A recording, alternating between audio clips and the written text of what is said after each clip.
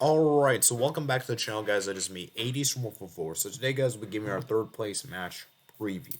Now, I know the third place game isn't really talked about, and I know many people are really more focused on the final, which we'll obviously focus on the final. But I wanted to discuss the third place game because it is still a pretty important game for both teams. So let me give you some details about the match. So the match will take place on December 17th, 10 a.m. Eastern Time, just a day before the World Cup final, and obviously consist of the nations that have lost the semifinal, Croatia and Morocco, respectively. Okay. So, as I said, and the winner of this obviously gets that third place. So the loser gets fourth place. So no medal for the fourth place team, and a third place team gets the medal. Okay. So let's go ahead and talk about how both teams managed to get here. Let's start with Croatia. So Croatia, I think for them to reach a World Cup semifinal was pretty extraordinary. You know, they were the pot two team in the group. They were grouped. They were in the group with Belgium, and then obviously they had Morocco. You know, coincidentally they played against them in the group stage, and then obviously with Canada, and they managed to come second place in the group with two draws and one win, and the win came against Canada and a big 4-1 win. Okay. As for and then in the round of 16 they played against group winners Japan that topped the group. They played against them and they won on penalties, following a 1-1 draw after 120 minutes. And once again they repeated their penalty heroics against Brazil, in which they tied 1-1 and they took it to penalties and they won there. And then they lost to Argentina 3-0 in the semifinal. So I think it's fair to say that Croatia have overachieved. I don't think many people have had Croatia reaching the semifinals. I think the most that people had them was maybe round of 16. There were probably some people saying the quarterfinals. I think round of 16 was a fair assumption for Croatia and so forth. Now for Morocco, I think for Morocco getting to the stage has been incredible. I don't think they were even expected to get out of the group. They were in a very difficult group with Belgium, team that had just got third place in the previous World Cup, and Croatia, runners up of the World Cup, of course. And they managed to start the World Cup campaign with a 0-0 draw against Croatia, which is really really good.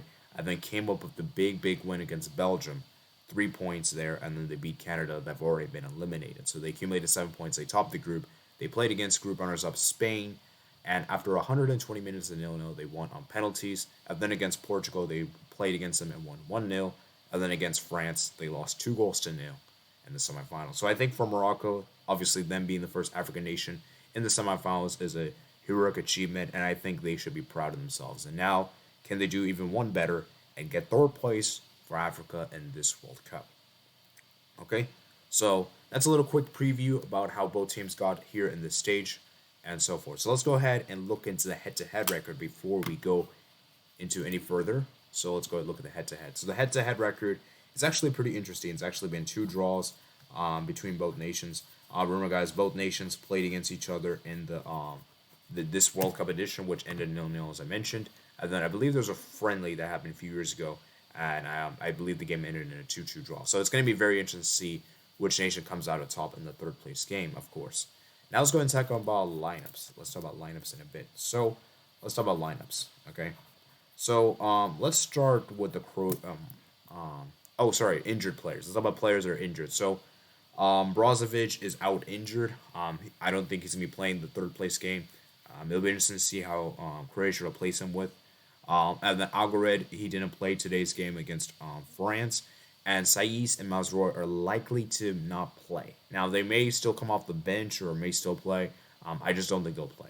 Okay, so now let's go look at the lineups. Let's start with Morocco first. So as you guys can see, they played a 5-4-1 against France. They were very defensive with mindset of not trying to concede. I think in this kind of game against Croatia, they're not going to be playing a 5-4-1. They're going to probably play the 4-3-3 just because it's a more open game and there's not as high it's not going to be as as nerve wracking as the semifinal, of course. So as you guys can see, Bono will probably start in goal. And then left back Mazraoui, it'll probably be Amala. I think he'll probably slot in there. He's been the Mazraoui replacement. And then I have a feeling Morocco will revert to a 4-3-3. So that means I think we're going to see Yamik and I think we're going to see Dowry. I think that's going to be the two center backs. I don't think Saiz will play. Hakimi, will, of course, be the right back. And then I think Bofal, we'll see Amrabat Onani be there in the midfield. And then you can maybe see the likes of we can see Obviously, Chedri will be back available for this game, so it'll be interesting to see. Maybe he'll bring some presence to the team.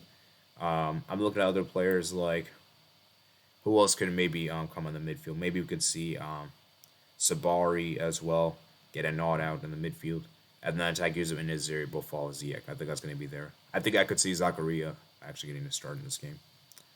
So it's going to be interesting to see how Morocco do in this one, of course. And by the way, there's no player suspended, so obviously Chedri's suspension will be over. It's just a one-game suspension thing. Okay, now for Croatia, they start off with this one. Let me move my webcam here. Okay, so we have Livakovic in goal, and then we have Sosa, Vardio, Lovren, Jurnovic, Modric, Brozovic, Kovacic. As I mentioned before, Brozovic will likely not play, and so the replacement for for Brozovic could probably be who's that? Who could be the replacement? Maybe you could see who could it be, man? Who could it be? Maybe we could see like I'm trying to look at the names. Let me look at the roster. So we could see maybe like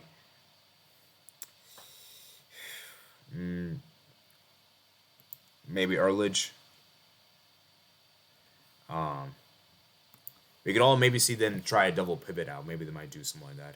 But Modric and Kovacic, and then obviously go with the front three of Perisic, Kramaric, and Pasalic, and then maybe do Orsic as well there. Okay. Now for my score prediction, this is a really tough game to call. This has the potential possibility to go at 120 minutes.